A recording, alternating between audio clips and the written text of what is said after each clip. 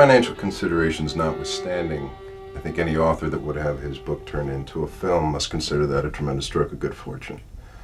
I mean, even if a book is a bestseller, the amount of people that actually read the book compared to the amount of people that will go to a film, well, you have to admit there's quite a bit of disparity there. But you weren't exactly thrilled to find out they were thinking about making a movie based on your book. I would characterize it as a healthy skepticism, is all, I think. In fact, I believe you were quoted as saying you'd rather have hot needles poked in your eyes than have one of your books turned into a film. Well, yes, I said that. I think I might have been overstating it a bit. You see, I just had a friend who had a bad experience with one of his books. Some people had turned it into a television movie that, quite frankly, embarrassed him. And, well, he just hasn't been the same since. So, what changed your mind? Tim Flint, the producer, convinced me that he was dedicated to making an accurate portrayal of Boone's life. Yeah, Allan Kenton. He was no more than a link in the chain of events that had to happen in order to get this picture made. He was part of the process, Josh. I pitched the project to the studio. They hand me a list of 5 names they're willing to take to the bank in the lead role. For numerous reasons, John Steele is the best choice. John's willing to do the picture if Allan Kenton can get involved. So my job becomes, how do I get Allan on board? I know he's a tough sell, but I also know everybody's got their price. I just have to find Allan's. The Discovery, Settlement, and Present State of Kentucky. John Filson. It's a first edition, 1784. It's a book that made Boone famous. Tim had purchased it for his research and then passed it on to me. May I? Oh. Thank you. Is it rare? Oh, yes, I should say so. Only about 200 copies of the first edition are in existence. I've seen a few, but I've never seen one in this condition. And I certainly never dreamed I would own one. So that's what brought you on board? Bribery? Well, no. No, certainly not. It was a gracious gesture on Tim's part. He thought I would appreciate it, and I do. I do a quick search on the internet, and I find the interview where Allan talks about that rare Filson book. I do another quick search. I find the book at an online auction, and I buy it. Then I go see Allan, hand him the book, watch his eyes pop out of his head, put a contract in front of him, and it's a done deal. But no, what really sold me was his level of commitment. I mean, anyone that has undertaken the amount of research that Tim has must be serious about producing an accurate piece of history. I mean, let's face it, the Boone films of the past haven't exactly been examples of historical veracity or integrity, have they? Well, I wouldn't know, haven't they? Well, no, they haven't. Well, take the coonskin cap, for example. Here, look at this. An old trading card from the turn of the century. Boone never wore one of those. I'm pretty sure that everybody associates Daniel Boone with a coonskin cap. No. He never wore one. He hated them, thought they looked silly. What he actually wore was a felt-brimmed hat of the period. That picture right up there, that's more what Boone looked like. I mean, let's face it, the facts of Daniel Boone's life, the truth, is far more compelling than any fictionalized account anyone could dream of. There's reality, and then there's reality. Our version, action, adventure, sex, it just happens to be a lot more interesting, and it's also the version most people prefer. And if we cheat a little, they don't care. I mean, come on. They expect it. Just as long as we tell a good story, we're doing our job. Okay, now that brings up an interesting point. What's that? Well, why did they get you involved? Well, I'm not sure I understand. Well, Daniel Boone is a real person. He's not some character that you created. Right. Why do they need your input? He's in the public domain. They could just write a script. Well, I think it's obvious. Tim wants to tap my knowledge of Boone. He loved my book, and frankly, he'd be hard-pressed to find anyone living that knows Boone as well as I do. I mean, very simply, he just wants to get the story right this time.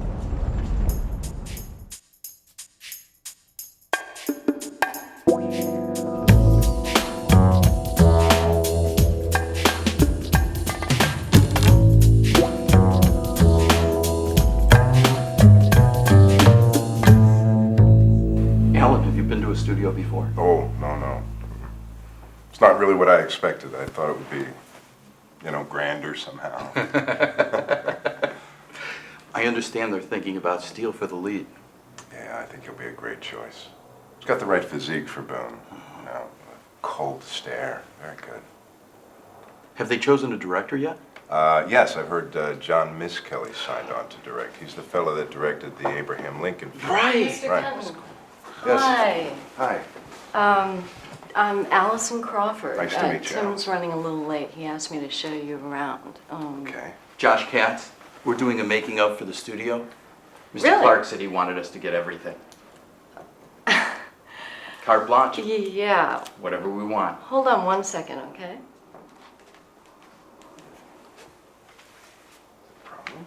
Oh no, Roger Susan. Clark is the head of production. Yeah, hi, it's Allison. Do you know anything about this making of thing? Yeah, so Really? probably just didn't. Okay. Thanks. Well, follow me. Excellent. Where are we going? Down to the art department. Alex, Matt, I Yes, want to Allison. introduce you to Allan Kenton, the Boone biography. Alan, great to meet you. I read the book and I really enjoyed it. Thank you very much. Alex is our set designer and Matt is our art director. I was just telling Alan about the reproduction of Fort Boonesboro you've been working on. Yes, and let me show you what we've been up to. Follow me. Great. We've been all over the Midwest, photographing every log structure that ever exists. Hey, Michael! Yeah! Can you get me those illustrations on that Indian village that we did research on? Yeah, Thanks. hold on one second. Hey, Alan, I want to show you the model of the fort. Mm-hmm. Okay. You'll love this. 26 cabins, joined by a stockade wall, 4 corner bastions, Right. 180 feet by 260 feet overall. Blacksmith shop, powder magazine. Mm-hmm. Once finished, Alan, it'll be as close to the original as can possibly be constructed. That's terrific. How long does it take to build something like this? Well, once the location deal is finalized, Right. we should have it ready in, about 10 weeks? You better. Really? Huh? That's amazing. It took the settlers Thanks, Michael. over almost 2 years to finish that. Excuse me. Thanks. Allison Crawford. Alan, Hmm. the Shawnee Village. Mm-hmm. Chalagatha. Once again, we found a site which closely matches the geography of the original. As you can see, this is the longhouse, and it's surrounded by the village, which is mainly constructed of log structures, and except for a few traditional, bark huts. This is the plain where Boone's men will run the gauntlet. This is amazing. I can't wait to What see do we got here? Oh, Hey, Tim. Hey, Tim, Alan. Tim, good to see you again. Alex, yeah, well, didn't I tell you, these guys are great. Are they? These guys are absolutely. Try. I was just in the kitchen. How come the fridge is empty? I got a pasta for you. You didn't see it? You mean that purple stuff? Right, it's eggplant. They're doing a making of thing. Roger sent them over. Oh, yeah, right. Yeah, well, it looks like food gone bad from last week. Yeah. Do me a favor. Get over to Burger Hut. Get me a double with cheese, fries, and a shake. You guys want anything? Well, if, no. Okay, but I'm not sharing. I've scheduled a story meeting. The screenwriter's on his way, so make it quick. Okay, so what do we got here? Excuse me. You're happy. Oh. That's all I care about. If you're happy, Don't worry. I'm happy. Good. You've been working with Tim a long time? Yeah, I met Tim right when I got out of school. You went to school here? Film school? No, I got my MBA back east. I thought I was going to work for a New York publisher. This is quite different. Yeah. So, How did you end up here instead of there? I was visiting a friend in Los Angeles, and just for a couple weeks I met Tim, and he offered me a job right on the spot. A job? Mm-hmm. As what? His assistant. Well, that's an opportunity. Yeah, I've been very lucky. Tim's been great to me. Well, it's just that this morning I noticed a bit of tension. Between me and Tim? Yeah. Yeah, well, you know, sometimes Tim forgets that I'm not his underling anymore, and, you know, he starts treating me like a gopher. But, you know, he just forgets I'm not his assistant. Yeah, but that's Tim, right? Tim's Tim. How long have I known Tim? I've known Tim since we were kids. His family, they live just down the street. God. His mother, Mrs. Flint, she was my, in grammar school, she was my 4th grade teacher. Can you imagine your former 4th grade teacher calling you years later, begging you to give her son a job? What was I going to do, say no to Mrs. Flint? So, Allan, what do you do? Well, I'm a historian Wow. and an author. I wrote this book. Oh, no kidding. You're that Allan Kenton. Well, congratulations on that. That just sounds terrific. You haven't read it? No, I caught the Times book review of it, and they just went nuts over it. Okay, great. You guys have met. Oh. Yeah. Benjamin here is a consummate pro. A real history buff, too. All right, big guy. Why don't you tell us what you got? Okay, here we go. Big book.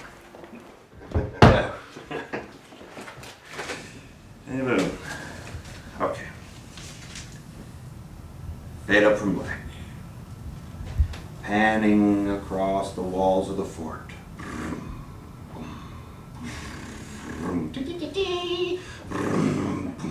Come to the big gates. Huge wooden gates of the fort, and they slowly swing open. And out steps Daniel Boone. And then we whip him around. And we see, reflected in the light of 100 fires, the entire Mexican army, shoulder to shoulder, guns leveled at him. Sorry. That sounds like the Alamo, Benjamin. Yeah, absolutely. Yeah, Well, that's right. well, Daniel Boone wasn't at the Alamo. Oh, sure, he was at the I guarantee you he No, wasn't. no, I just got finished reading somewhere. Well, Well, actually, he No, had they're not been supposed to- dead for 20 years. No. All right. Yes. You send him up. No, 20 years? it's okay. Pretty sure. Send him up. yeah. Benjamin, we're going to have to do this tomorrow. The marketing people are here. Why don't we gather again here, say about 10 o'clock? That's fine. That'll give me a chance to brush up the last couple. This was just something that I thought of on the way here. Something I was throwing out. It's, I've got Great. much better Great. tomorrow at 10. Got I'm going it. to polish up Great. the last couple of scenes and Yeah. we'll bang it out. I could send you a copy of my book if you think that would help. I think that'd be great. Okay. That would be a big help. Great. Thanks very much. Okay. Hey, Pleasure. nice to meet you. Maybe I'll see you tomorrow. Big guy. All right. All right. Goodness. Believe me, the kid wants to get it right. Well, I have to say, except for that Alamo thing, that was thrilling. That was He wants to get it right. stunning.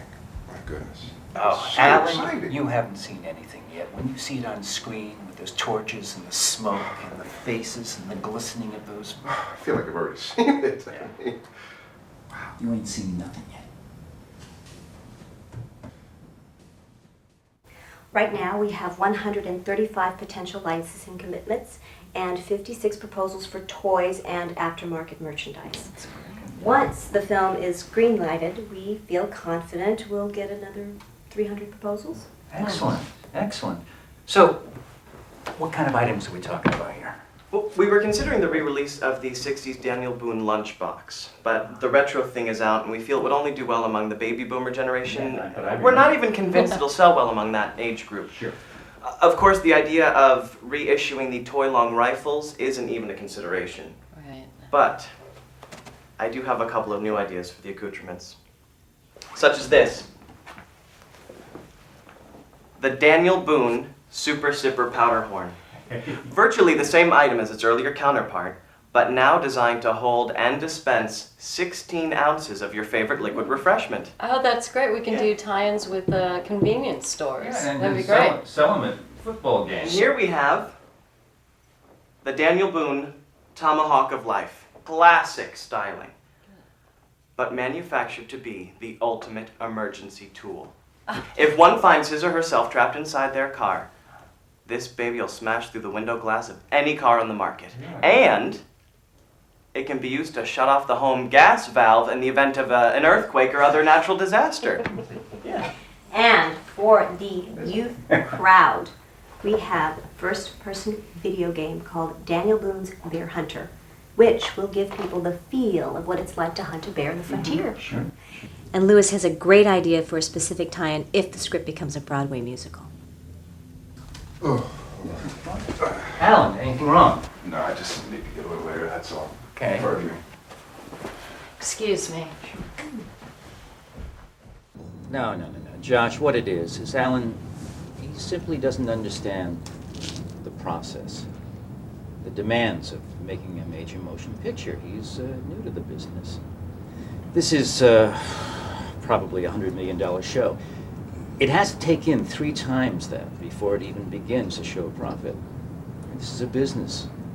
Even with John Steele in the lead, we need the merchandising. So, John Steele has agreed to do the picture. Well, let's just say I am confident he will. I mean, we don't have a contract, but we will by the end of the week. You have quite a history with John Steele, don't you? Considering our track record, this one could be it. You mean this will be the last time you work together? Oh, no. I mean, this could be the big one. The big one? Yeah. In what way? Well, let's just say it's got a good smell to it. Well, that's easy, because the way that you're going to know that they're Texans, and they all have the big handlebar mustache. Alan, Alan. come in. Come on. Oh, Hi. hey, Alan. Hi, Benjamin. Hi. What's Benjamin doing now? Got chicken pox. He thinks he got it from the neighbor's kid. He's highly contagious right now. It's okay, I had it as a kid. No, I didn't, and I'm not taking any chances. Please, don't open that door. That's all right, Alan. You know, Alan, I'm glad you're here. Have a seat. We're just going over some story ideas. You see, the studio has some misgivings about the script. What do you mean? Well, they have a problem with Indians, being the antagonists in the story. I'm not sure I understand. Well, Alan, the thing is that they feel that it won't only be too stereotypical, but it'll also be a little politically incorrect to have the Indians being perceived as being the bad guys. So I came up with this idea that the Indians who are attacking the fort, they're going to be led by a rogue band of Hessian missionaries. No, mercenaries. Yeah, they're not, Benjamin, they're not missionaries, they're mercenaries. Look, wait, what? Tell them the new opening. The new opening. Yeah. Okay, here we go. We open in Trenton, New Jersey.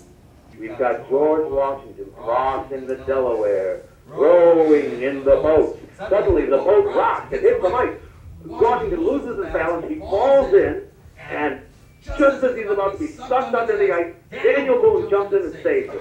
And then, Alan, then, after the war, when Boone is being tried for treason, he is defended by a young lawyer named Abraham Lincoln. Oh, wait a minute. Abraham Lincoln wasn't even born yet. Alan, the studio has serious concerns about the script, and one of which is audience recognition.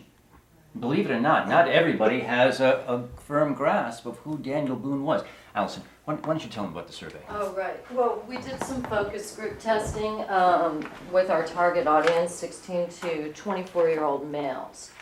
About 85% had some awareness of the name Daniel Boone, That's but good, isn't it? well, only 1% could accurately place him in the late 18th century.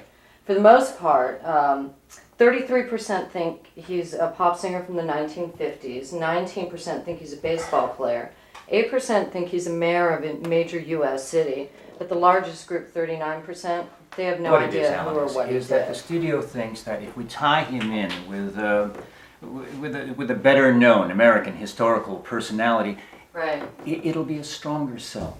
Right, and they're thinking that if the film goes, the big hit, they're going to spin it off into a television series. Where Daniel Boone saves the life of another famous American every week. It'd be a great way to teach kids history? The history of what exactly? Yeah, Benjamin, we're getting way ahead of ourselves. Why don't you tell us about what you've got for the new ending? Oh, the new ending. Well, the new ending is the old opening. We just switched it. What? Yeah, we're going to do the Alamo thing. I talked to Roger about it. Roger? He flipped over. Great. And he Wait, I thought we decided that that wasn't an option, that the Alamo was right out. Why don't we all just Lunch. break for lunch? I need to make a couple of phone calls, okay? Okay, that's great. Can I come to the office, Tim?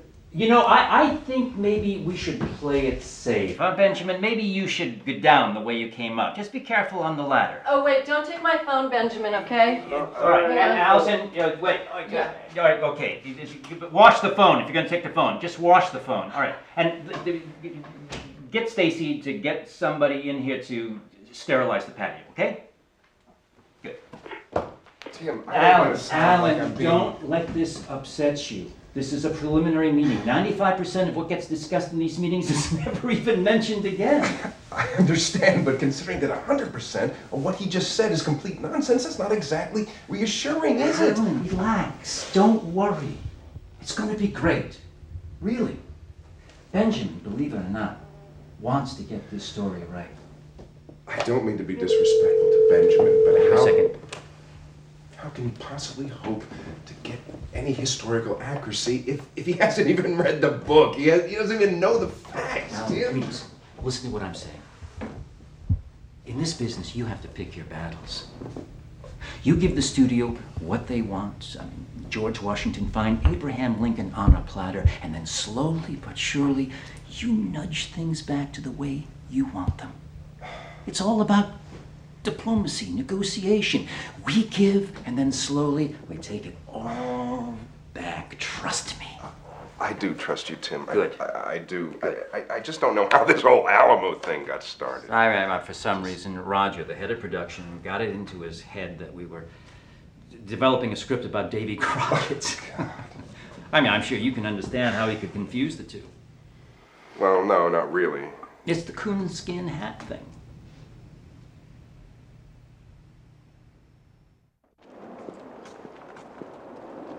Yeah, no, it has to be Teamsters. It's just, there's no getting around it. Hey, Allison. Listen, can we talk about this later? Hey, Josh, I'll call you back, okay? All right, bye.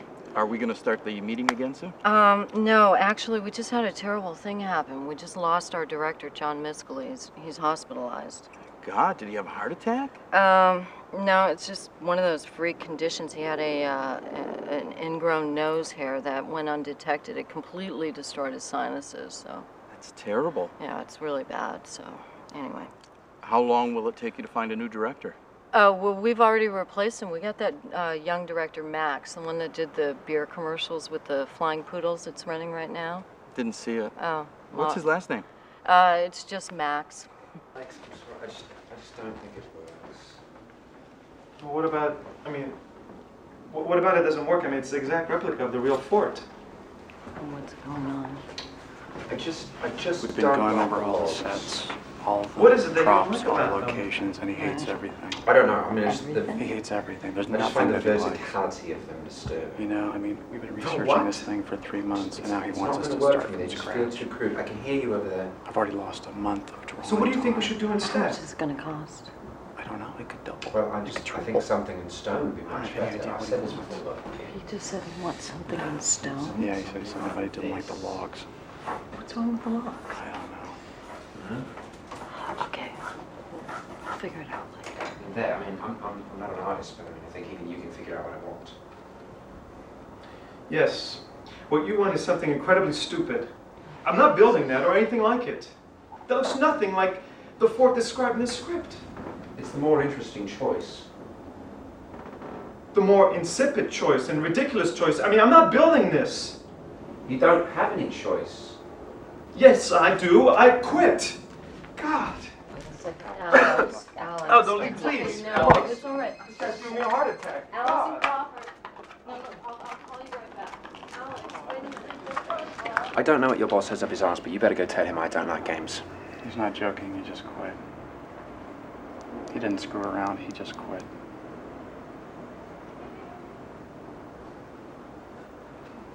All right, I'll be in my office. Have somebody get me an iced tea. Matt. Yeah, sorry about you. Look, I just want to let you know, Alex hired me. He's my mentor and everything. But, I'm here for you now. 100%. Don't worry, okay? Just, could you get the guy an iced tea? Yeah. Okay. Alex and I just weren't on the same page. So, it's better he left now than me having to fire him later. Well, what will that mean for the show? Nothing.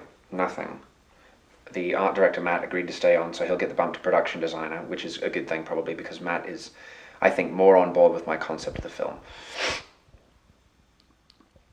I noticed that you have some very interesting furniture. Yeah, my girlfriend designed it. She's a model, but she also designs furniture. Is that her? Yeah, she's gorgeous, isn't she? Oh, absolutely. Lovely eyes. I'm noticing in all of these photographs of you, you're making this gesture. What's that about? Well, in every photo of a director you've seen, what are they doing? They're pointing like this. What are they pointing at? Oh, I don't know. Exactly. They could be pointing at a dog pissing on a tree for all you know. The gesture is meaningless. But when I do this, my crew says, oh, Max is pointing out something that requires my attention. The gesture has impact, you see. Well, couldn't you just say, hey guys, I need you to look over here? No, see, but with this, you don't have to. It's powerful. Economy of words. Come. Hi. This is a package from Allan Kenton.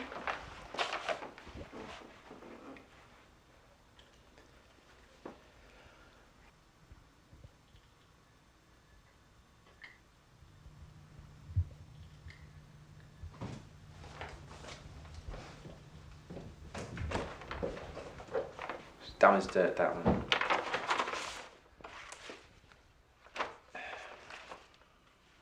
People just don't seem to get it.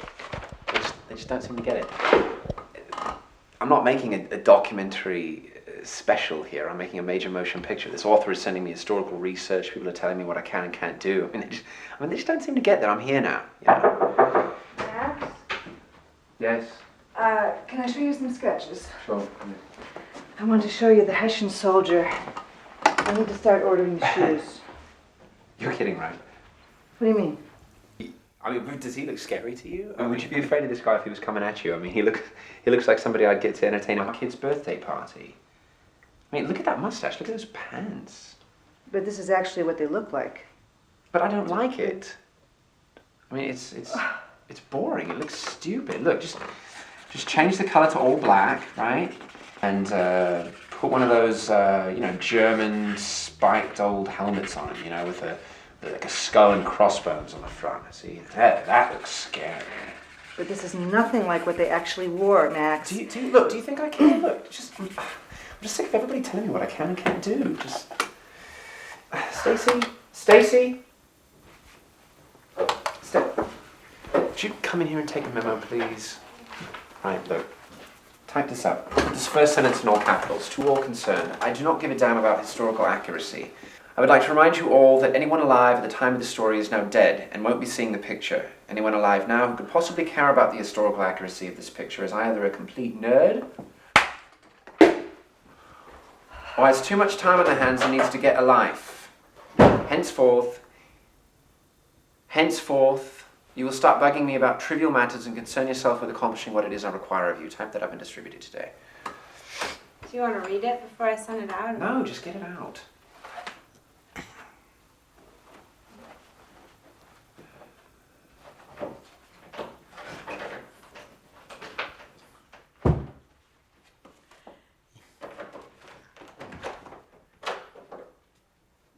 Did you really mean that? That you don't care about accuracy? No. Look, if the historical fact meshes with my vision of the film, then fine, great. But I want to do my version of the story. I don't want to be restrained by something that just doesn't matter. But isn't there some limit? If you were making a movie about the Vietnam War, you wouldn't have flying saucers, would you? Why not? I think that would be a hell of a lot more interesting. Isn't it hard assisting both Max and Allison at the same time? Nah, Allison's low maintenance. It's Max is Mr. Needy. Really, I'm just like filling in until they find a replacement for his last assistant. What happened to them? I don't know, they quit. I really was kind of nervous at first. I thought he might recognize me. But he didn't. Do you know him? He went to school with my cousin. Was he an exchange student? I mean, he sounds English. He's from Los Angeles. I don't know what that accent's all about.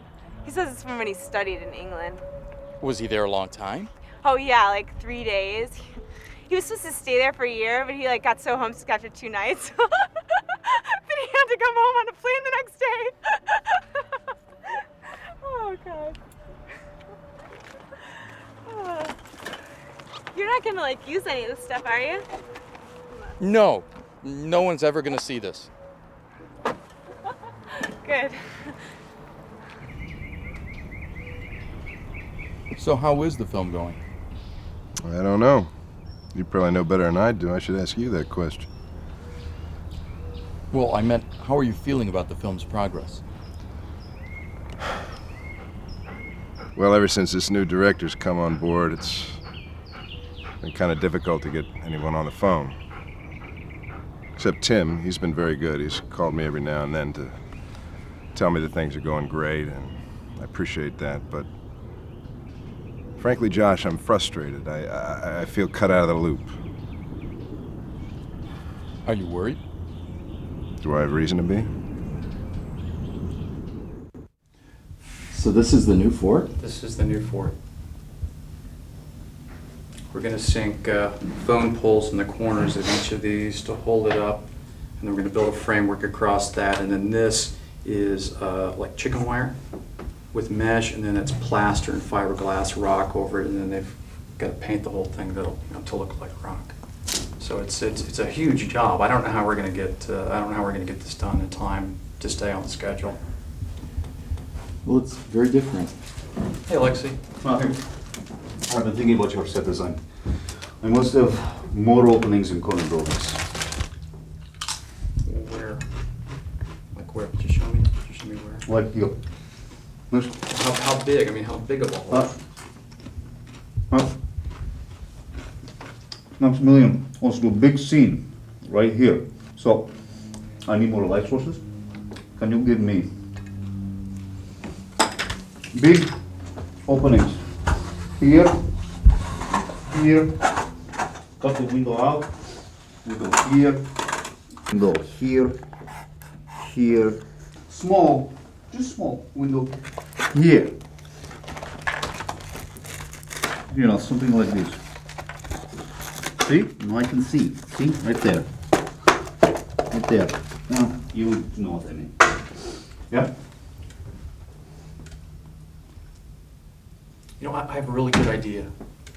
I'll just build this whole thing out of clear plexiglass, and you can put the lights wherever you want. That's a good idea. That's fine. I'm joking. Well, how do you think I'm going to hold this 500,000-pound plaster wall up with holes that big? And Okay. you're going to see the phone poles in there that are holding the thing up. Look, I'm sorry, but I can't put a hole that big in the side like that. I can't. This is a funny story. I was watching Oprah the other day, and she said something very poignant to this situation. She said, "Not my problem. Okay, I can get light in. No one see your sets anyway. It's good. I'll figure something out. Okay. Okay, dog." I have to cast over 250 parts for this picture. We had 50 cast already, but that was before the first director left. And now I'm back at the beginning. So where will you start now? Well, normally I like to get the larger speaking parts out of the way, so to give, wardrobe a head start. But Max has his own system, so we'll be starting with arrow victim number 1. Yes, come. Come in, Todd.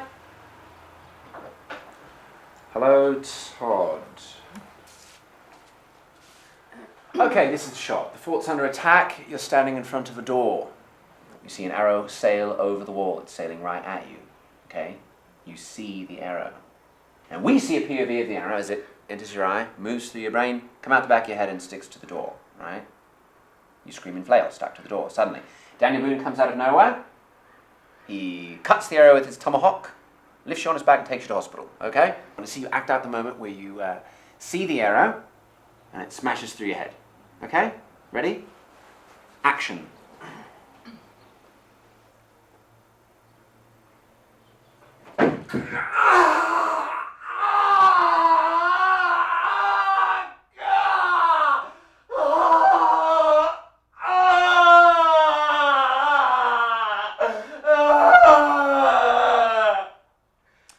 Good, cut. So, I want to see it again, this time in slow motion.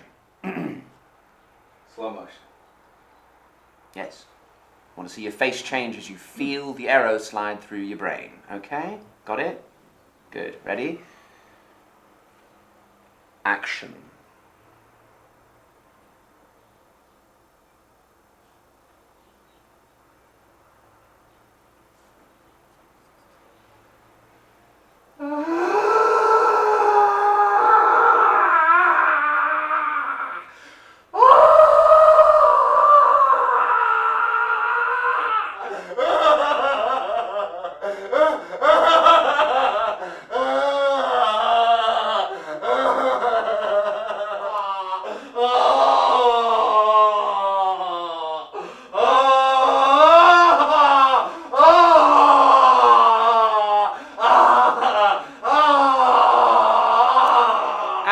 Excellent. Thank you very much for coming in.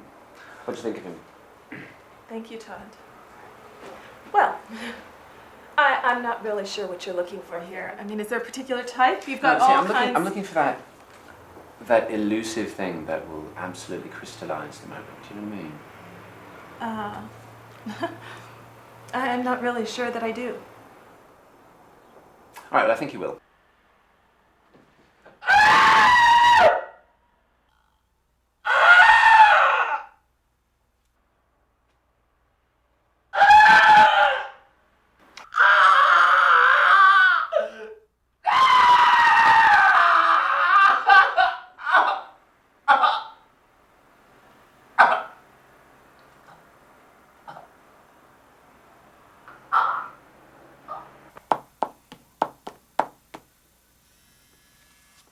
Hello? Hey, Alan, it's Allison Crawford. Hi, Allison. What's going on? Well, I can't get a hold of Tim. I've been trying to call him the last couple of weeks. Oh, well, Tim's really busy right now. Well, he said he'd send a script over to me. I haven't seen anything yet. Maybe you could send one. Well, you know, the script's still being polished, and I'm sure he didn't want to send anything that was half finished. So, actually, I'm calling because I need your help with something. Well, I thought you were forbidden to talk to me. Oh, you heard about that memo, huh? Yes, I did. Well, you know, Max is just... He's a little temperamental. He says things, he forgets about them later, and he didn't really mean anything by it. Actually, the reason why I'm calling is proof of that. He really wants the Shawnee Indian village to be accurate, so I need to know how big it would be and how many teepees it would have. Well, none. What do you mean, none? They didn't use teepees. They didn't. No, you're thinking of the Plains Indians. The eastern tribes never used teepees. Well, he really wants teepees. Well, they didn't have them. Okay, well, did they maybe have them at an earlier time period or sometime later? No. No. Well, listen, Alan, if they did have teepees, how many teepees would they have? Hi. Hi. What's your name? Jesse. Okay. It's an arrow. I don't. I keep saying this over and over again, and I don't know what else to say. It's an arrow, you know, and it's in your eye. Oh. Comes Really? over the wall. It goes in your eye. It hurts. It hurts a lot. Okay. Okay. Oh, sure. No. Okay. And so I want to see an arrow in your eye, basically. I mean, we don't have an actual arrow to put in your eye, but I want to see it. You know what I mean? No, Actor Studio, I know this. Yeah. Yes. I have it. Good. I don't know what you mean, but okay. Action. Oh, okay. Oh, now. Oh. Action.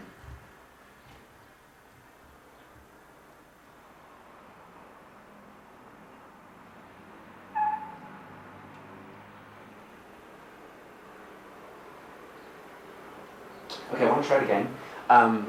It's an arrow in your eye. It's really pointy, it's sharp, it hurts.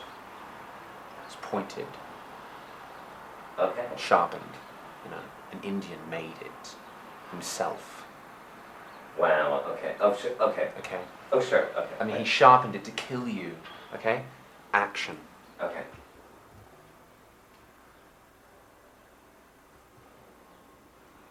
Ow.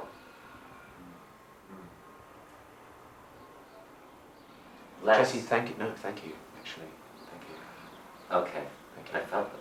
Yeah, Less. thanks a lot. But thank you. Well, I want Jack Nicholson. And what's the problem? But he's like twice as old as Daniel Boone, so... I don't care. But he's supposed to be his younger brother. Nobody's going to know that. Well, they have... What?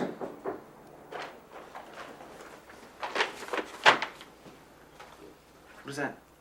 It's some more historical research from Allan Kenton. Really? Really? Wonderful. Wonderful. Okay, here's the thing, though, with this. Wait, are you still contagious? Oh, no, I just had an allergic reaction to the steroids that they gave me for the chicken pox, and I had some hives, and I got some hydrocortisone cream on there, but I'm going to sit over here. And we've got a problem here with scene 78. And what's that? Well, the Indians fire flaming arrows into the west wall of the fort, and it burns down. You changed it to a stone fort. Now, how do they burn that down? Isn't there some kind of flammable rock? Flammable rock!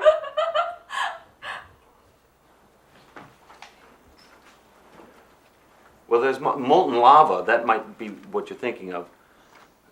What if they just throw oil on it or something? Well, the oil would just kind of burn off and it wouldn't really do much damage. And they wouldn't be able to get it lit because the arrows with the flame wouldn't stick into the rock. And the whole cannonball gag really doesn't work anymore because the cannonball is just going to bounce off the rock. Just make it a really big cannon. Well, how do they get a giant cannon through the woods?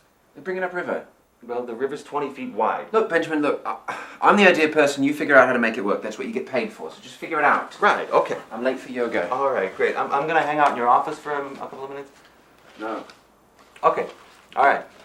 So, I'll see you after lunch.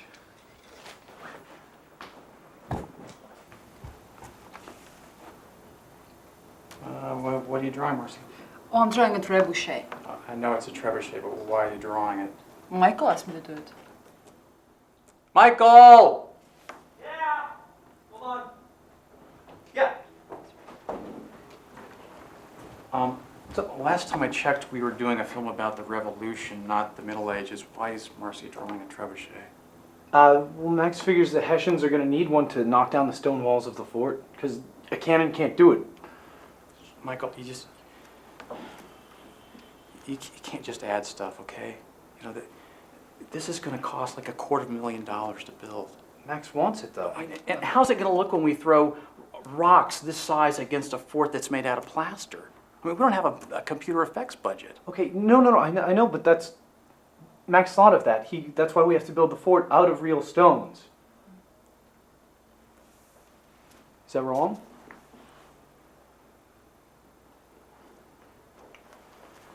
Look, will you please, if Max wants anything else, please have him come talk to me first. Yeah. Okay? Yeah, sure. Yeah.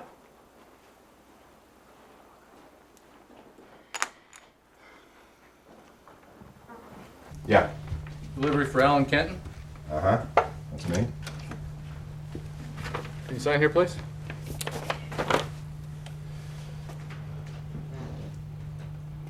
Thank you very much. Thank you.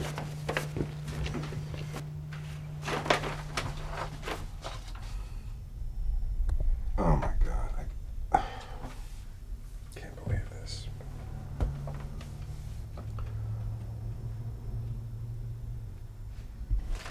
Allison Crawford. Allison, hi, it's Alan. Oh, hi, Alan. What can I do for you?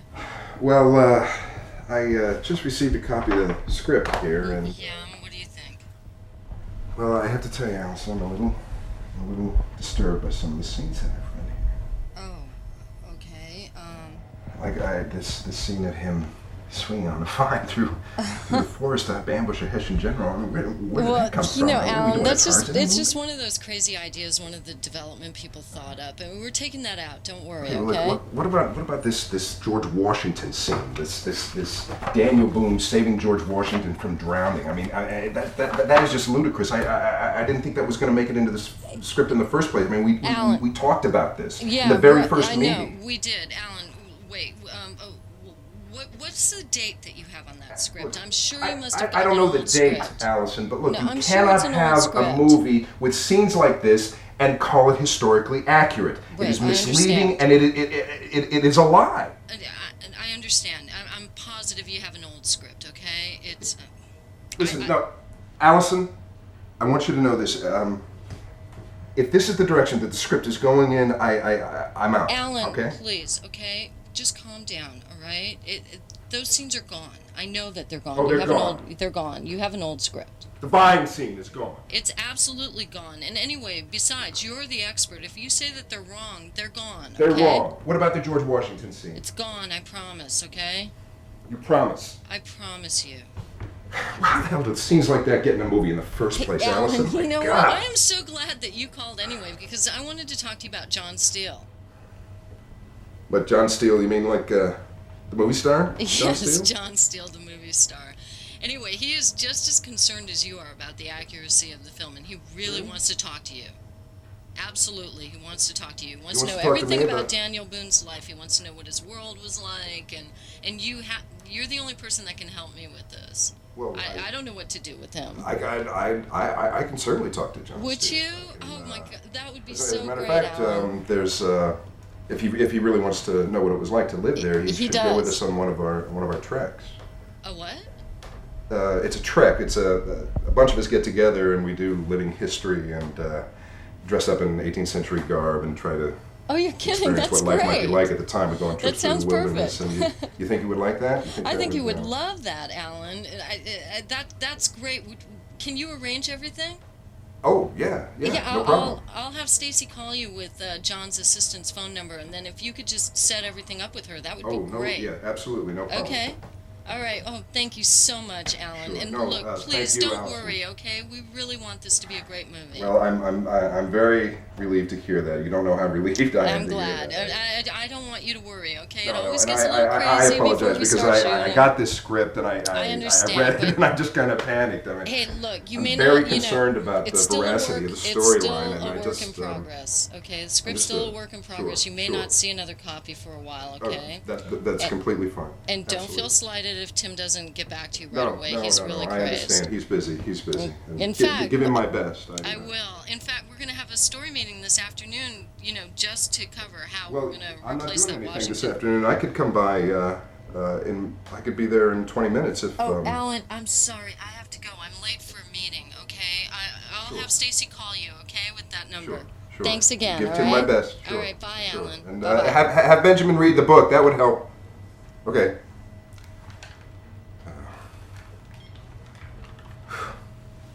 Well, I think it's gonna be okay. I think that went well. That's my battery. It's going out. So talk really fast, okay? All right. Okay. Allison, we just signed John Steele. Oh, thank God.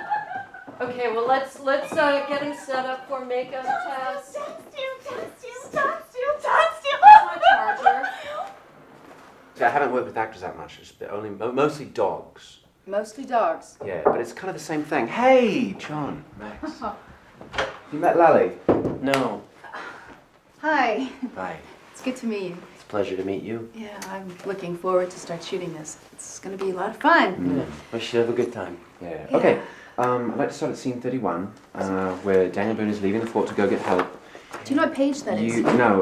You tell her you've got to go, and she tries to talk you out of it. I don't know. It doesn't matter. Just try it without the script, and ad-lib your way through it. I just want to get a feel for the way the scene I don't know works. it well enough without the script, though. That's okay. Don't worry about it. I just want to. I want to see the scene move.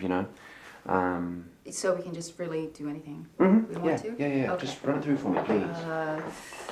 Hi. Nice to meet you. Good to meet you. With an accent? It doesn't matter. Whatever you want. Okay. Yeah, I don't care. Daniel, please don't go.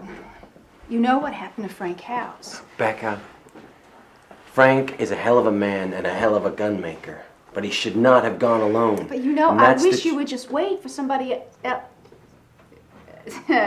I'm sorry. What? Is there something in particular you're looking for in this scene? I'm trying to find that visual point that will crystallize the scene, you know, that one spot that will explode the artifice of the moment and reveal what the subtext is really about. Okay. Okay? Okay. Okay. You know, Max, is there something specific you want? No, well, look, what you're doing is fine. Just keep doing it, okay? Just from the Okay. top. From the top? Okay. Okay. From the top. Great. Daniel, please don't go. You know what happened to Frank House. What? I'm sorry. I'm sorry. You took me by surprise. That was pretty close. I may take you by surprise. I may surprise you. No, Max. I may shock you. I may surprise you. I may make you uncomfortable. Max, I but look, understand. Daniel Boone is uncomfortable in this scene. Okay, he has to leave. It makes him nervous. He has to go out into the woods and So the he may not even bears come and back, things. actually. He may not come back. Okay. Okay. Okay, let's do it. All right. So I may get close. I may make you uncomfortable. I may ruffle your feathers. Okay. But let's do it again. Thanks. Action. Let's talk about the work. So, how do you go about scoring a film? Well, usually I won't get a call until a film is nearly completed. Then, if I'm lucky, I'll get maybe 2 weeks to write about 90 minutes worth of music. But Max wanted to bring me on much earlier, which is an amazing luxury. I actually have time to digest the story and really think of a score that becomes an integral part of the picture. Let's go into the process. Explain it for me. Where do you begin? In layman's terms, as it were. Yes. Well, Or something that I could understand. Max just wanted me to take a crack at a theme song for the film. So, I took a traditional song from the period and I rearranged it to give it a bigger orchestral sound.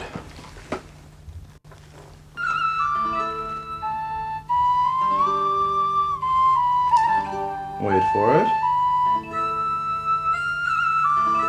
Wait for it.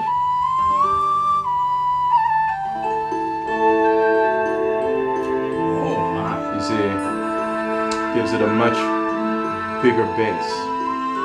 It's much stronger now. You could almost say full. Hey, Lawrence. Almost. Thanks for waiting. Not quite. Max. Okay, let's hear what you got. I found this wonderful song, mid-1700s, called Bonnie at Morn.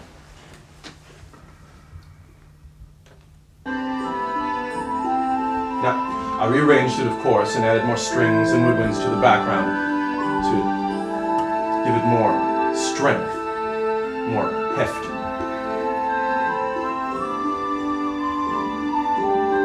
Okay, thanks. Do you know that one scene in Chainbreakers? With the car chase at the end? And they had this really cool background theme going, sort of, sort of that. And then, in the Exterminators, the music during the fight scene at the end, it was they had this really deep bass. Booming. Yeah, booming bass thing happening. Mm-hmm. That's what I want, something like that. I mean, if you could just sort of mesh those two ideas together. I thought you wanted something that was more evocative of the period. Yeah, so just take that and make it sound like those other two. No? Is that so difficult? I'm asking for brain surgery here. No. Max. No, I think I can go with that. Great. No, great. something... Because, techno's really big. I've got to sell a soundtrack. And so, I just need it to be... So I can get funky with it. These people were funky. So, It's crazy, kind of like... Yeah, just kind of a hip, shaking sort of soundtrack. Absolutely. These people were passionate. So I have carte blanche. Yeah, they had a lot of funk. Big ups to Daniel Boone. Big, large Oh, it's way up there. Yeah. Could I do something where I maybe like a coon skin cap sort of feel meets something not so coon skin cappy? Yeah, certainly. I mean, you know, Something like that. I mean, they made coonskin caps out of real raccoon. I mean, It's a raccoon skin cap. See, I thought it came from the fur of the coon. No. It didn't. No, it's raccoon. It's a raccoon. So they were skinning the right. So look, thing. Literally, that's just actually with the raccoon's tail, and they made they made a cap out of it. I need coon skinning music. Well, if it's got to be this small, then it's got to be round because it'll look bigger that way. But Max, we've already started building it. Well, just start over. What's the big deal? And can you put a moat on the model next time, like I asked? Yeah. What could be for the plastic chips? What Max just wants a moat now on the round, on the outside. You're kidding. This is a joke. Do I look like I'm joking? I want a moat around the fort. Do I have to explain this every time? Okay, look. They fill it with oil, and then when the Hessians attack, Boone lights it, and it turns into a gigantic ring of fire. It'll really be an incredible effect. And where did they get the 10,000 gallons of oil to put in? Matt, if the audience asks themselves where they got the oil, then we've got bigger problems, don't we? I don't know if I can build a moat. What are these cabins doing up here again? Look, get this stuff out of here. I don't want to see any of this next time I come up here. And why don't you show me my catapult? Where are the drawings for my frigging catapult? It's not a catapult, it's a trebuchet. I know this is going to come as a terrible shock to you, but they didn't have medieval siege weapons in Kentucky during the Revolution. And even if they did, I can't afford to build one, much less a fort made out of real rock. Come outside.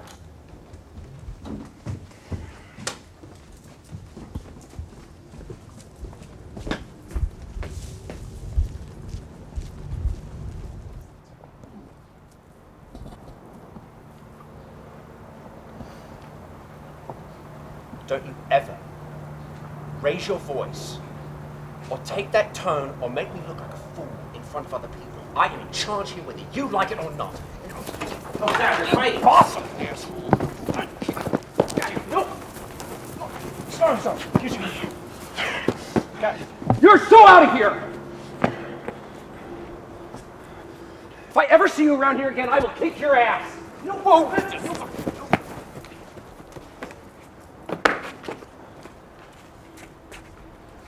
Get him out!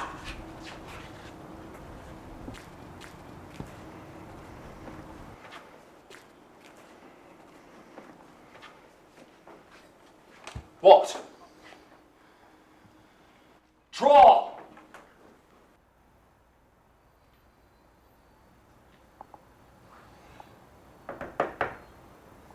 What?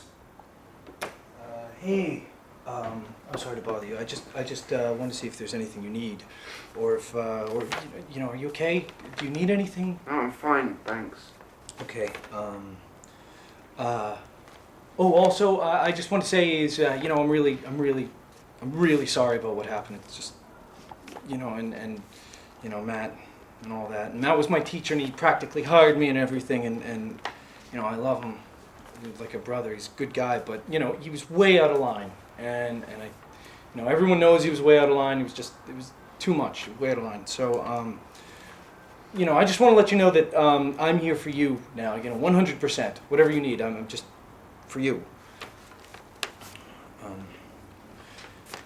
Do you need anything? Right now I need you to leave. Okay. But I also need a mochaccino. And don't put any powdered sugar on it. Okay.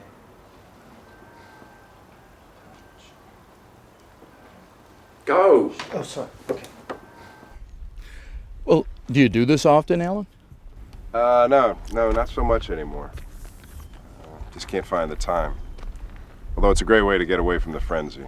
And it's the best way to get inside the mind of an 18th century woodsman, I've found.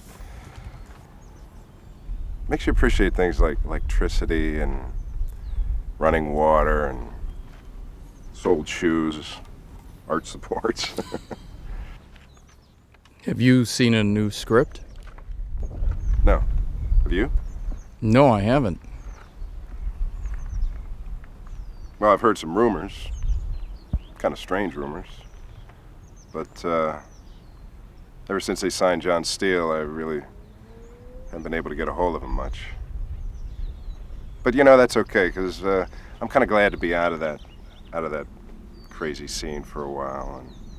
And John said that he wanted to know what it was like when Boone lived, how Boone lived, and I think this will give him a taste. I think that's him, actually. Oh, look out. Yeah, that's John Steele. John! Allan Kenton. Oh. You wouldn't believe it. No, I just saw a rabbit. Yeah, no, I'm trying. Yeah, there goes some more. That's a squirrel. Well, it's a squirrel, I guess. Sorry. Okay, give me the facts. Okay.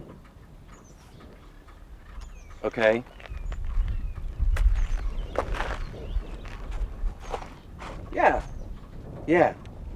I'll call you in a couple hours. Okay. Bye. Hi, John, Allan. Hi. All right. Nice Do you have to any meet you. trouble finding us? No problem here. Oh, hey, you know what? You won't need anything. I got you some stuff.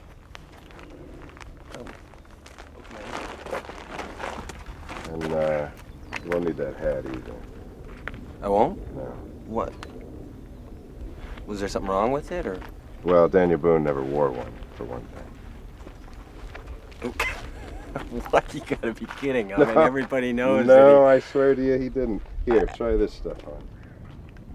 Okay, what's this? This is a clout, breechcloth. You tie this thong around your waist, and then you pull this through, and it hangs kind of down like that in the front and the back. See? What, like a diaper or something? Right. So what, you wear that under your pants? No. They didn't really wear pants in the woods in the 18th century. You're kidding. No, but they had these. They had the leggings here. Leggings? Which are kind of like pants. You pull them up and tie them to the thong. They're just a little more drafty. See?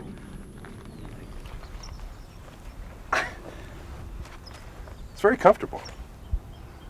This is wool. It's. Well, I can find you a linen one if you like. That's no problem. I'm sure somebody. No. I mean, if that's what they did, then that's what I'll do. Good. And you'll have to leave this stuff here. What? This. You mean my cell phone? Yeah. Well, we're serious about the authenticity, and if they didn't have it in the 18th century, we don't carry it with us. Yeah.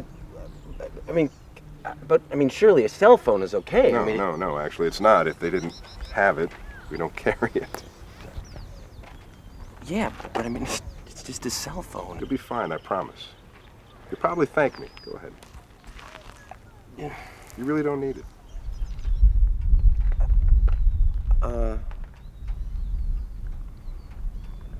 Well, okay.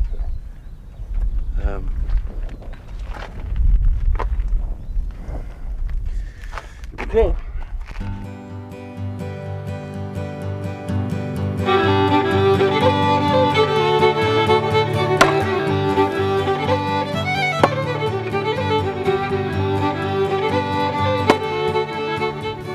Just let the weight of the axe pull it right out of your hand. It'll just fly right out of your hand if you're holding it right. And you just throw it like a baseball. Just take a step into it. Left step with the left? Yep, that's what you're comfortable doing, yeah. Just like a pitcher.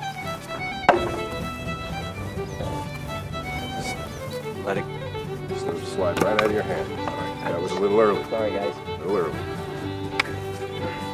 Got dirt on it there. Okay, step with That's it. The only thing I didn't do was stick. That's all right. There you go. Well done, Daniel Boone. Huh? Wow.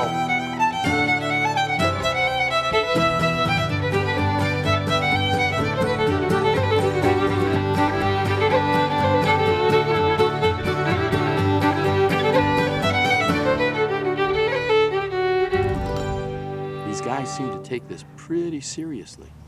You're not kidding. I kind of thought it was just giving me an excuse for a bunch of guys to go out into the woods and have a few beers. But you check that guy out over there? He hasn't spoken a word of English all day. What's his deal, Allan? Well, he portrays a white who had been adopted by the Delawares as a child. See, the Delaware Indians used to adopt all the white babies, as they call them. He's pretty hardcore. Never speaks English on these treks, only Delaware.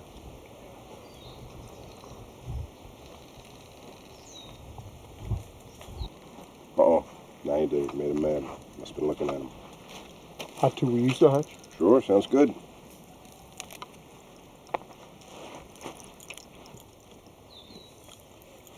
Thanks.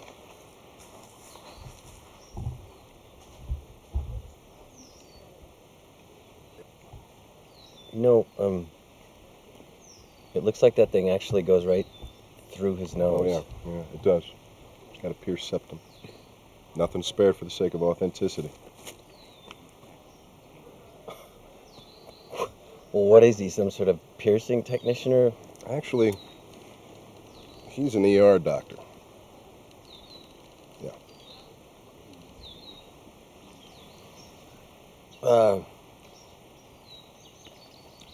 You know what? I got. Oh! Well, just grab yourself a stick and go behind the tree there. Dig a hole. What? Just grab a stick, go behind one of those trees, dig a hole, and you can use leaves for, if that's what you have to. Leaves? Yeah. But watch out for poison oak or poison ivy. You're kidding. No. A lot of poison oak around here.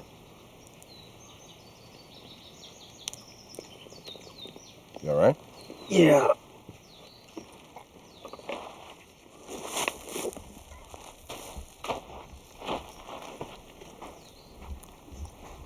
I think he's doing well. Anywhere? He's a natural. He's doing great.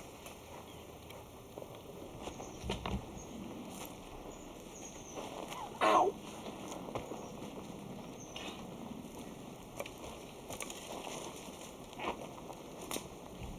John? Ready to get started? Yeah, sure. I mean, we only got a couple more miles to go, right? Oh, what do you mean? Well, I mean, I figure we walked 5 miles, and so we should only have a few more to go. Well, my assistant said that you told him it was 7 miles to the campground, so 5 and... Well, I told her it was 27 miles. She must have misunderstood. It's not that bad. Here, I'll show you. Get up. I'll show you. Come on. See that hill up there, that mountain? We're about 10 miles beyond that. Okay? All right, just give a holler when you're ready.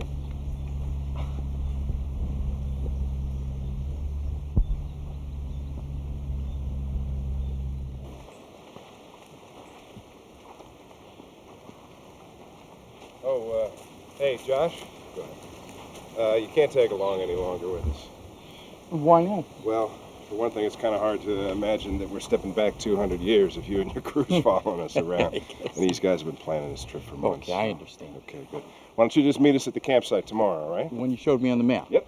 Okay, we'll see you later. Great.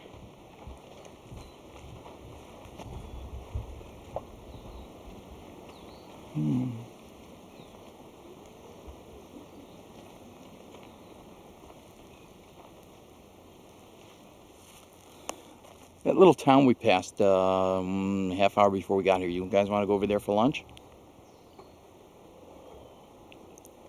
All right.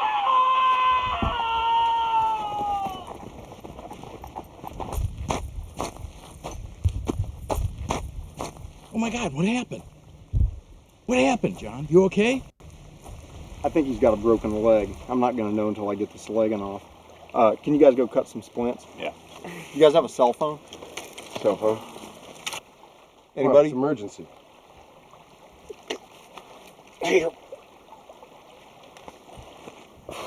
I didn't want to do the picture in the first place, and I said to Tim, after finding out that Allan was, a pretty big historian and all, I said, you get this guy and you make him a writer and an advisor, and I will do the picture. Not thinking, of course, for 1 second that he would be able to talk him into it. I hate that. Oh, hello. Yes, right. Oh. Oh, okay. Well, how long is it going to be before he can, get up and around? Yeah, all right. Well, thanks. What's the verdict? Multiple fractures, and it's going to take about 6 months for him to get full use of his leg. 6 months? Yep.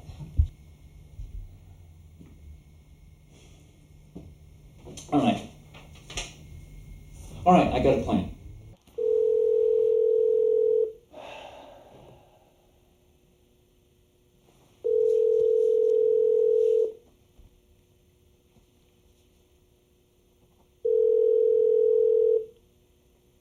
Yeah. Nick, how are you? It's Timothy Flint. Yeah. Um, You know what? You got a lot of nerve calling me after that crap you pulled last spring. look, Nick, that was all just one big misunderstanding. I know exactly why you're calling. I heard Steele broke his leg and now you're trying to find a replacement. Well, you know what? Actually, I figured you set the whole thing up so you could collect the insurance money and you... Hey, wait, that is horrible that you would even suggest such a thing. Now, look, the bottom line is this could be the best picture I have ever made, and it definitely is a great role for you, Nick. Nick? Yeah. Who's the director? We got this terrific kid. His name is Max. Hello? Who are we missing? Okay, And I don't want to Val's hear any more B-listers or Brits. Okay, sorry. Roger. Hey, Roger, Tim, hi. Allison. Oh, excuse me. No, stay, please. No, do stay. Okay. So, Roger, what's up? That's what I was going to ask you. Huh. Is this all new here? No, you should have that. We sent one over framed. You didn't get it? I don't know. I mean, you should see the one we have designed for this show. Yeah? Yeah. It's great. Whew. Tim, what the hell's going on? David Stoner called me today, laughing, saying he heard you were desperately offering the lead role of Boone to anyone you can get. Is that true? Listen, Tim. No, I'm not Tim. You're Tim. I'm Tim. You're Tim. I'm Tim.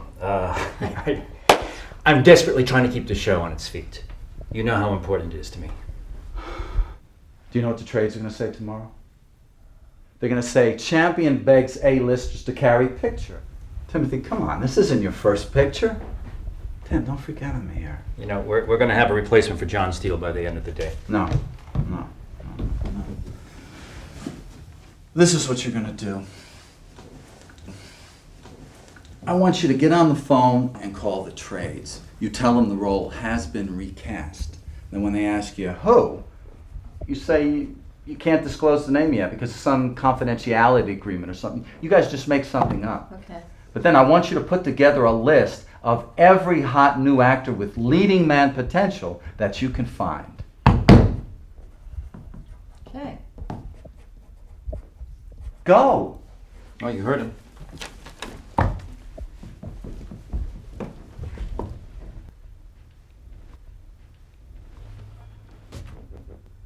What? Nothing.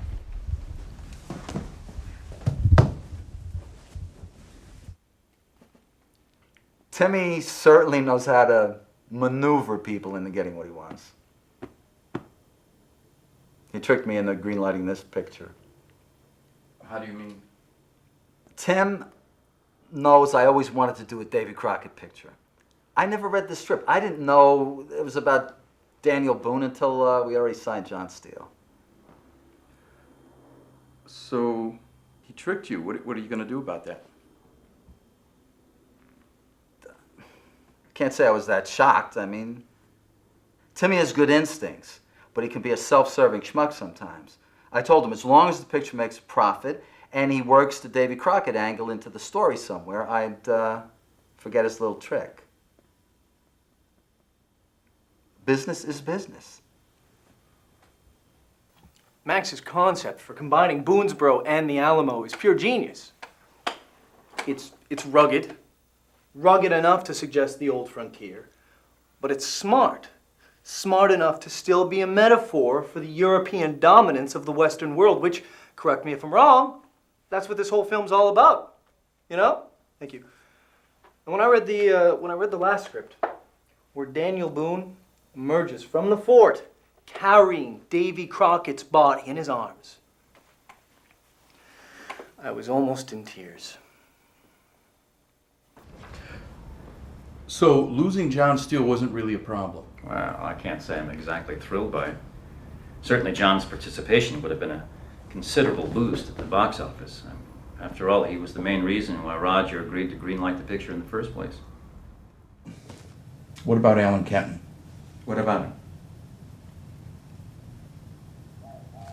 What, Josh? What about Allan Kenton? Has he walked away with hurt feelings? I mean, did I stiff him? Did the check not clear the bank? I've heard that Allan no longer wants to be involved with the picture, that there's even talk of his taking his name off of the credits. Well, I think that's pretty unfortunate, because I'll tell you, the exposure of a major movie can send his book sales through the roof. But in the end, who cares? It's not important. What is important is that we don't let anything, historical fact, Allan's authenticity, the truth, get in the way of our telling a good story. Okay, 5 p.m.? All right, great. Thanks, Sheila. You know, I got an idea. You know, she was supposed to. There's Tim, Allison. Allison. Roger, hi. Hey, guys. I'd like you to meet Kirk Alexander. Hi. Hi, Allison Timothy. Crawford. Hi, Oh, Allison. sorry. Hi, Timothy Flynn. Hi, Timothy. Pleasure. Nice to meet you as well. I loved your last film. You were great. Well, thank you very much. That's very kind of you. Roger was telling me about your new picture, and I must say that it sounds great. I happen to be a pretty big Daniel Boone fan myself. No way. That's great. And I think that he makes a fantastic subject for a film. Well, I have to tell you, I think you'd be great in the role, wouldn't he? Oh, yeah, definitely. You'd be perfect. Absolutely. Thank you. So Roger was mentioning that the script is still sort of being worked out in the final stages. Yeah. But I just want to let you know how excited I am to take a look at it. Kirk, we'll get you a finished script by the end of the week. Okay. Hey, thank you so much for coming in. Roger, the pleasure is mine. All right. Okay, good. Allison, Nice to meet you, Kirk. take care. Yeah. Timothy. My pleasure. And I'll go ahead and give you guys a call then as soon as I have a chance to read it. Sure, we'll Great. send it over. Okay. Yeah. Great. Thanks again. When it's done. Roger, we have a script. I could have given him one right now. Tim, I felt I owed you a chance to get him signed. What do you mean, Roger? Come on, guys. This guy was a history major in college. In graduate school, he did his thesis on the colonial frontier and the myth of Daniel Boone. Oh, okay.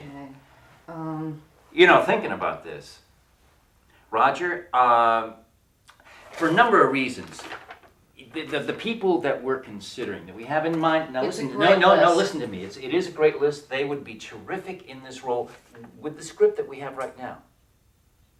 I want Kirk Alexander.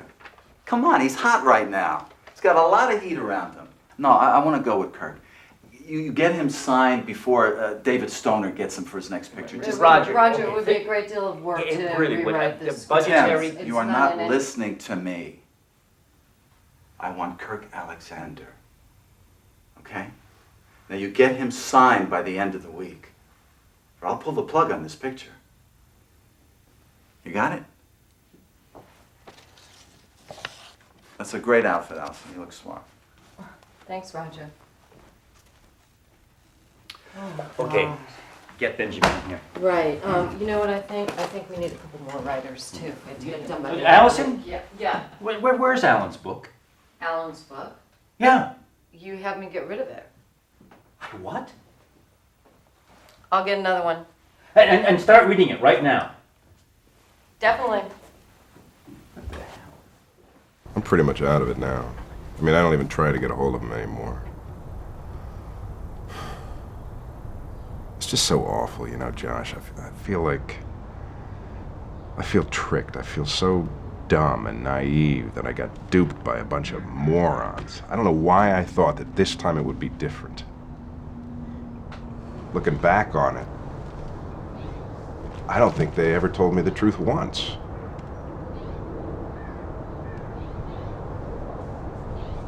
My name's still going to be attached to this thing, which I'm not happy about at all. And of course, I haven't seen a final script, but yeah, it hardly matters. 18 months later, nobody will remember this movie. Honey, this came for you by messenger. It's a final script. Should I read it?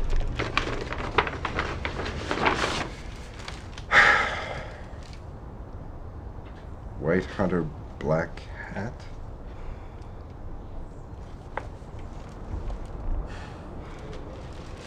Excuse me.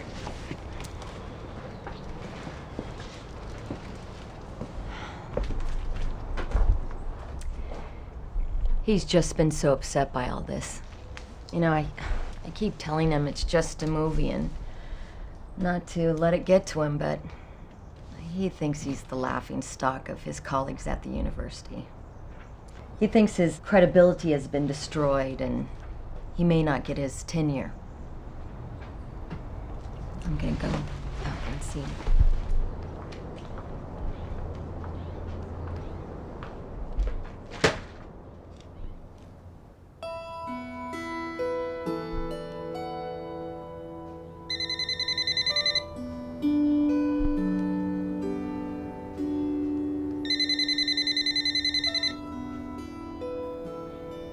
Hi, you've reached the Kenton residence. We're not home right now, but if you leave a message, we'll get back to you as soon as we can.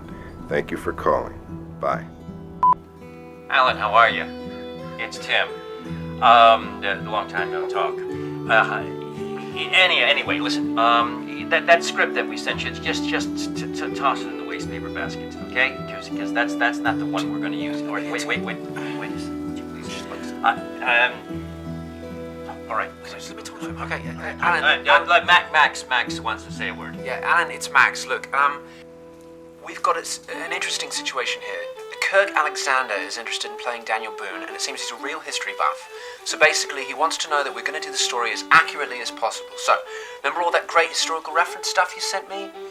Okay, mate, well, I can't seem to find it, and I need to meet with him and get him to sign this afternoon. So, do you think you could put all that stuff together for me, and I'll send Stacy over to pick it up? I mean, I don't have a lot of time. I've got to meet with him this afternoon, and I need you to just send it over again. And I'm sure you've got it somewhere on a computer or something. So, I'm going to send Stacy over in about an hour. So, if you could just, package it all together, that'd be great. I mean, you've done great work so far, mate, and it's going to be a fantastic project, you know. So, that's it. So, thanks a lot, right? Do you need to say anything else? No. It's going to be authentic. Yeah, very authentic, because that's really important to me, okay? Great. We'll see you later. Cheers.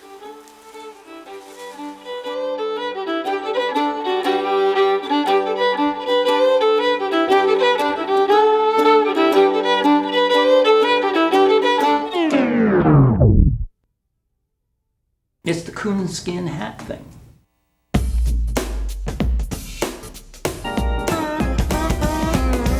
Yippee-ki-yay, yippee-ki-yo, sun sets the west, makes the whole horizon glow. Yippee-ki-yo, yippee-ki-yoo, sit back, relax for the story of Daniel Boone.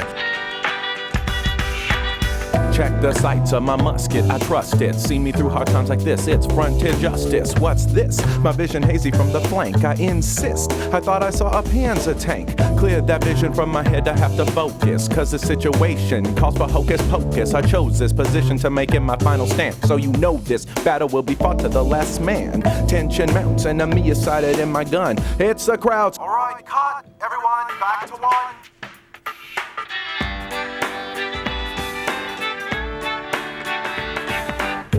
Yippee-ki-yay, yippee-ki-yo, sun sets the west, makes the whole horizon glow.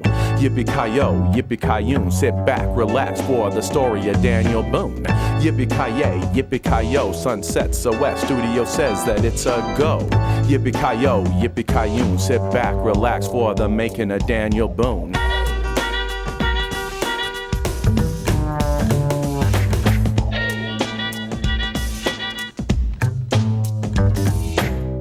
As I go out hunting all this frontier vermin. Not certain, but I gotta save Texas from the Germans. I'm learning not to trust a damn thing in this script. But if y'all insist and Tim smells a hit, then I'll do this. But I know that what I smell is just shifting scenes takes planning and budget. But it doesn't mean I have to give my cell phone up, does it? Oh hey, by the way, I just wanted you to know the studio won't let you cast Indians in the villains roles. I mean Native Americans, so bring all the Hessians in. Hey, thinking what I'm thinking, they're the ones that kill Lincoln. Yeah, we'll climax with an electric light show. Boone saves the Alamo. If I didn't know, then they won't know. Cause the truth means nothing in the new Wild West, where a pound of truth won't sell quite like a pound of flesh. Yes. Yes. Yes. Yippee-ki-yay, yippee-ki-yo, sun sets the west, makes the whole horizon glow. Yippee-ki-yo, yippee-ki-yoon, sit back, relax for the story of Daniel Boone. Yippee-ki-yay, yippee-ki-yo, sun sets the west, studio says that it's a go. Yippee-ki-yo, yippee-ki-yoon, sit back, relax for the story of Daniel Boone. That's right, Daniel Boone.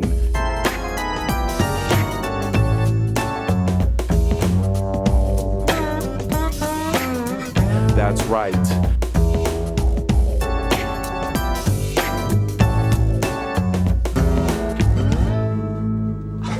Gone. He's gone.